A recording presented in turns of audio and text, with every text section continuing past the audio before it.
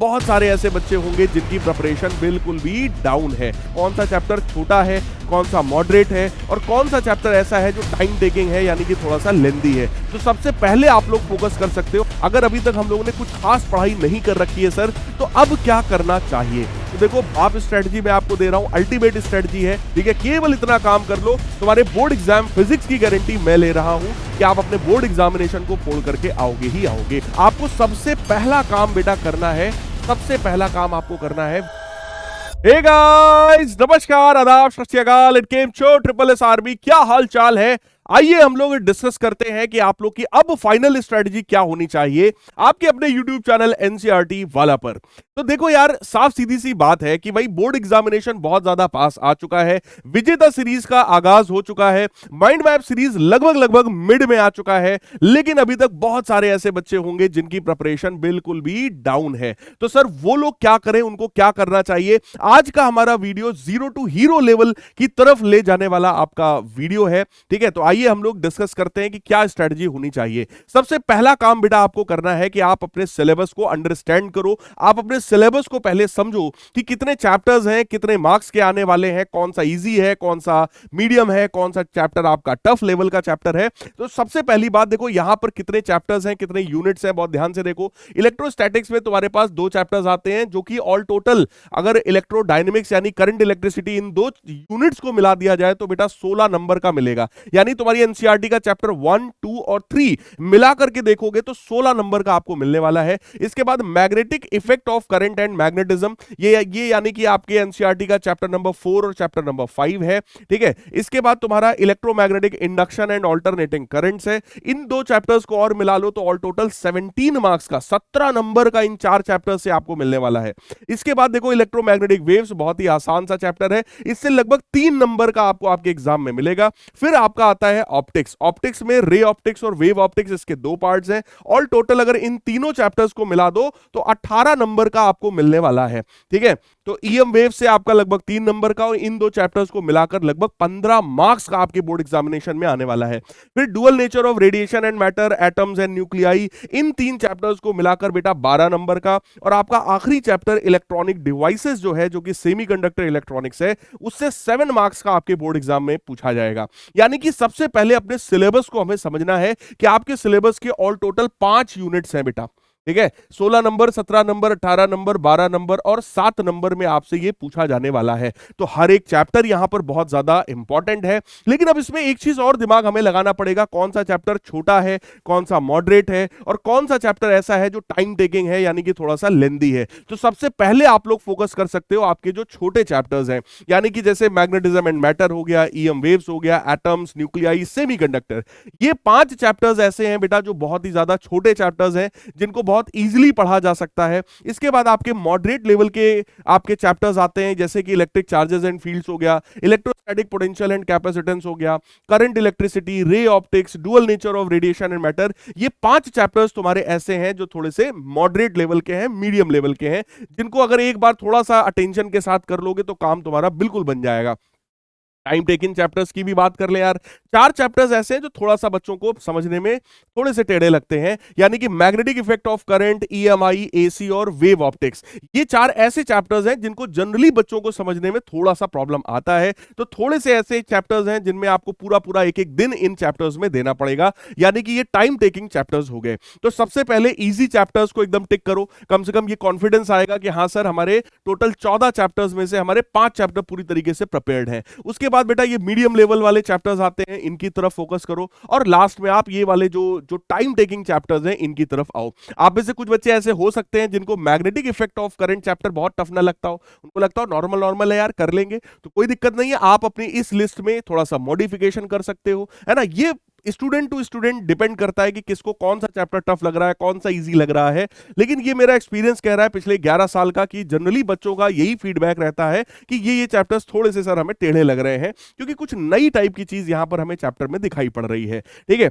अब इसके आगे की बात करते हैं, जो कि है कि भाई हमारी ओवरऑल सर स्ट्रेटजी क्या होनी चाहिए। अगर अभी तक हम लोगों ने कुछ खास पढ़ाई नहीं कर रखी है सर, तो अब क्या करना चाहिए। तो देखो, बाप स्ट्रेटजी मैं आपको दे रहा हूं, अल्टीमेट स्ट्रेटजी है, यानी कि अब यहां पर कोई बहुत डिटेल वाली बात मैं आपसे नहीं करूंगा। आपको सबसे पहला काम बेटा करना है, सबसे पहला काम आपको करना है, विजेता सीरीज के सारे लेक्चर्स को आप कंप्लीट करोगे। ठीक है, तो विजेता सीरीज को आप पूरी तरीके से फॉलो करेंगे। विजेता सीरीज में मैं आपको हर एक चैप्टर पढ़ा रहा हूं, पूरा डिटेल में पढ़ा रहा हूं, हर एक क्वेश्चन, हर पीवाईक्यूज, कुछ भी मैंने वहां पर छोड़ा नहीं है। तो आपको सबसे पहले विजेता सीरीज को पूरा फॉलो करना है, ब्लाइंडली फॉलो करिए, राइट। और ये तुम्हें कहां मिलेगी? ये तुमको तुम्हारे इसी चैनल एनसीईआरटी वाला पर ही मिलने वाली है।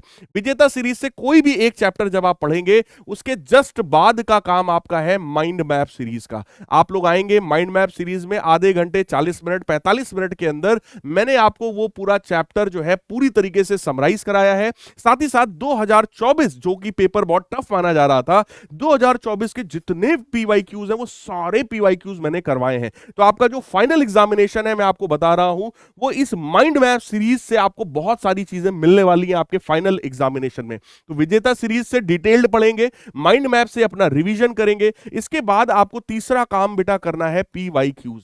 पीवाईक्यूज सर कहां से करेंगे? तो जो पीवाईक्यूज मैंने आपको टेलीग्राम चैनल पर दे रखा है, मेरे अपने टेलीग्राम चैनल पर जो पीडब्ल्यू ने बनाया है, ऑफिशियल टेलीग्राम चैनल है, उस टेलीग्राम चैनल पर मैंने आप लोगों को पीवाईक्यूज की फाइल दे रखी है। हर विजेता लेक्चर के साथ मैं आपको एक पीवाईक्यू की फाइल देता हूं, उसमें सारे क्वेश्चन सॉल्व्ड हैं, है ना, वो भी सिस्टमेटिकली सॉल्व्ड है, क्वेश्चन सोल्यूशन सब कुछ आपको वहां पर सॉल्व्ड मिल रहा होगा। ठीक है, टेलीग्राम चैनल की बात मैं आपसे करूं तो मैं आपको बता दे रहा हूं, आपको टेलीग्राम पे जाकर सर्च करना है physics by _शैलेंद्र_सर।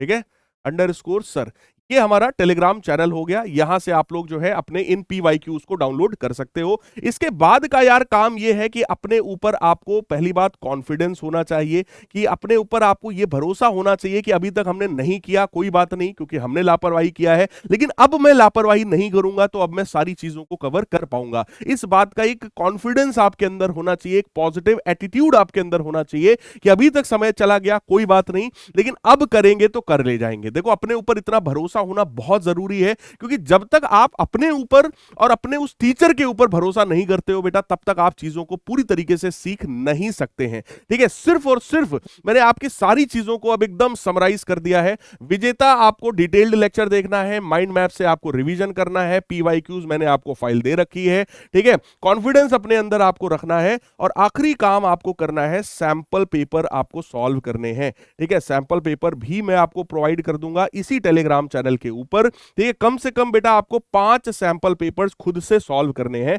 Sample paper solve करने के लिए देखो 3 घंटे का समय होता है, लेकिन आपको 2 घंटे 45 मिनट में सैंपल पेपर्स को सॉल्व करने की आदत बनानी है। यानी कि बोर्ड एग्जाम को भी यही टारगेट लेकर चलना है कि 2 घंटे 45 मिनट के अंदर में आप लोग बोर्ड एग्जामिनेशन को सॉल्व कर डालोगे। इस बात की प्रैक्टिस करना शुरू कर दो।